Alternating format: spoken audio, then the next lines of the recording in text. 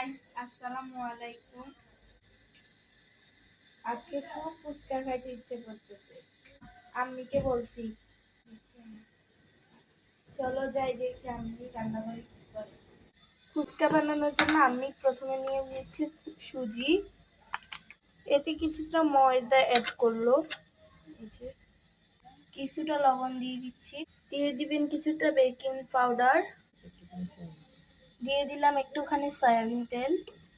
এবার সবগুলোতে একসাথে মিক্স করে নিলাম। অল্প একটু করে পানি দিয়ে একটা ডো তৈরি করব। ডোটা তৈরি করতে করতে দেখাই, এই যে আরেকটা পাত্রে দিয়ে দিল আলু সিদ্ধ ফুচকাতে দেওয়ার ভর্তার জন্য।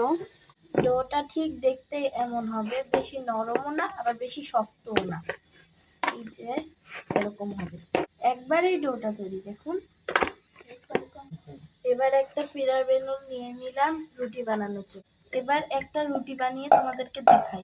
রুটিটা কিছুটা এমন হবে, একবারে পাতলাও না একবারে মোটাও না। আমাদের কাছে তো ফুচকা কাটার জন্য কিছু নাই, তাই এটা দিয়ে কাটতেছি। তোমরা চাইলে তোমাদের পছন্দ মতো ঢাকনা নিয়ে কাটতে পারো। দেখো, আমার আম্মি অনেকগুলো ফুচকা রেডি করে ফেলছে। ফুচকা বানাইতে গিয়ে একটু ডো বেশি হয়ে গেছে।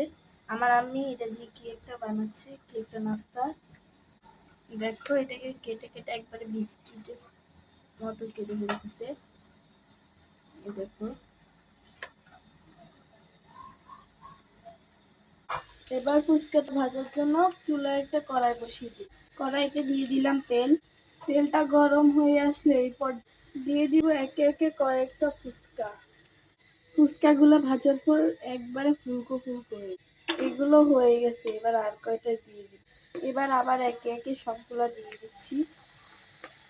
আমার সবগুলা ফুচকাই রেডি। আমার আম্মি বিস্কিটের মতো একটা নাস্তা বানাইছে, এবার ওইটা ভাজার পালা। দেখো, এগুলো ভাজা হয়ে গেছে, এবার এগুলো তুলে রাখি। ভর্তা বানানোর জন্য সিদ্ধ আলুগুলোকে ছিলে নিব। আমাদের আলু ছিলা পুরো কমপ্লিট। এবার আলুগুলোকে ভালো করে ম্যাশ করে নিব। আলু ম্যাশ করা হয়ে গেলে এতে দিয়ে দিব পেঁয়াজ কুচি, তারপরে দিয়ে দিব শুকনা মরিচ, স্বাদ মতো লবণ দিয়ে দিলাম। একটু গন্ধের জন্য ভাজা জিরার গুঁড়ি দিয়ে দিলাম। ভর্তার ফ্লেভারটা ভালো হওয়ার জন্য একটু দিয়ে দিলাম সরিষার তেল। টক বানানোর জন্য নিয়ে নিলাম একটু তেঁতুল। তেঁতুলটাকে একটু পানি দিয়ে চটকাই নিছি। তারপর এতে দিয়ে দিলাম একটুখানি লবণ, একটুখানি মরিচের গুঁড়ি, একটুখানি ভাজা জিরার গুঁড়ি, অল্প একটু চিনি, একটু বিট লবণ। সবগুলো ভালো করে মিক্স করে নিলাম।